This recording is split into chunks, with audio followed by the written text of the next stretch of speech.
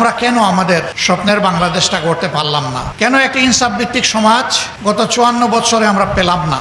উত্তর একটাই, একটা সম্পদের অভাবের কারণে আমরা এটা পারিনি। এটি হচ্ছে চারিত্রিক সম্পদের অভাব। এই চারিত্রিক সম্পদের অভাবের কারণেই আমরা দেশ গড়তে পারিনি। যারাই যখন দেশের দায়িত্বে গিয়েছেন দেশ পরিচালনার জন্য, তারা প্রথমে চিন্তা করেছেন আমার সুবিধাটা কোথায়, এরপরে চিন্তা করেছেন আমার দলের সুবিধা কোথায়। এই দুই সুবিধা মিটাতে গিয়ে তারা হাঁপিয়ে উঠছেন। এরপরে জনগণের দিকে আসলেই ভালো করে ফিরে তাকানোর তারা সময় পাননি। এই প্রত্যেকটা মানুষ বড় ভাগ্যবান ভাই, আমি তার ব্যতিক্রম। সবার নিজের বাড়ির চাইতে শ্বশুর বাড়ি ধনী, তবে ইলেকশনের আগে নয়, বিজয়ী হওয়ার আগে নয়।